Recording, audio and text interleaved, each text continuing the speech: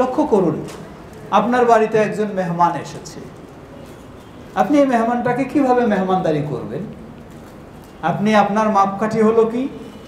আপনি দেখবেন যে এই মানুষটা যদি ধনী মানুষ হয় তাহলে তাকে অনেক ভালো মেহমানদারি করাবেন, আর যদি এই মানুষটা গরিব মানুষ হয় তাহলে কোনো মতো দায় সারা তাকে মেহমানদারি করাবেন। সুবহানাল্লাহ। ইসলাম কি বলে দেখেন, ইসলাম বলে, আল্লাহ রাসূল সাল্লাল্লাহু আলাইহি ওয়াসাল্লাম বলেন, মান কানা ইউমিন বিল্লাহ ওয়াল ইয়াউমিল আখির ফালইউকরিম দাইফা।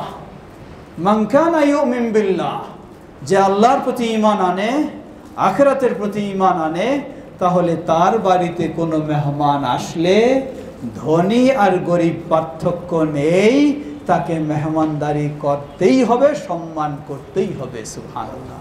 কিসের মাপকাঠি এটা? ঈমানের মাপকাঠি। ঈমানের, যদি ঈমানদার আমি হই তাহলে।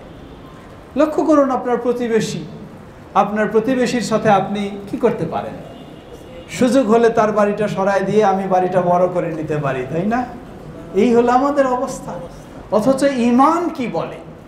আল্লাহ রাসূল সাল্লাল্লাহু আলাইহি ওয়াসাল্লাম বললেন, ওয়াল্লাহি লা ইউমিন, ওয়াল্লাহি লা ইউমিন, ওয়াল্লাহি লা ইউমিন।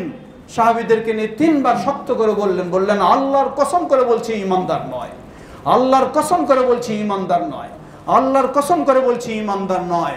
সাহাবায়ে কেরাম হতবাক হয়ে জিজ্ঞাসা করলেন, হে আল্লাহ রাসূল সাল্লাল্লাহু আলাইহি সাল্লাম, কাদের ক্ষেত্রে আপনি বলছেন ঈমানদার নয়? আল্লাহ রাসূল সাল্লাল্লাহু আলাইহি সাল্লাম বললেন, মান লাম ইয়ামান জারুহু বাওয়াইকা, ওই ব্যক্তি ঈমানদার নয় যেই ব্যক্তির প্রতিবেশী তার কষ্ট থেকে নিরাপদ নয়। সুবহানাল্লাহ, সুবহানাল্লাহ। কি কঠিন অবস্থা! এটাও ঈমানের বিষয়, এটাও ঈমানি বন্ধন, এটাও ঈমানের দিক।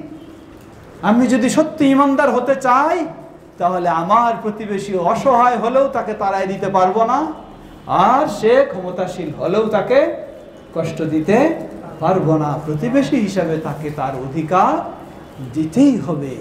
ইসলাম এ ধরনের আমাদেরকে ঈমানের দৃষ্টিকোণ থেকে সব সম্পর্কগুলি করে দিয়েছে। তাই আজকে যদি আমরা দলীয় দৃষ্টিকোণ থেকে না হয়ে, গ্রুপের দৃষ্টিকোণ থেকে না হয়ে, তরিকার দৃষ্টিকোণ থেকে না হয়ে, ঈমানের দৃষ্টিকোণ থেকে আমাদের মাঝে সম্পর্ক তৈরি করার চেষ্টা করি, তাহলে অবশ্যই আমরা সেই সাহাবীদের মতো সুন্দর ভ্রাতৃত্বে ফিরে আসতে পারবো ইনশাআল্লাহ। সেই ভালোবাসা আমাদের মাঝে বিরাজ করবে ইনশাআল্লাহ।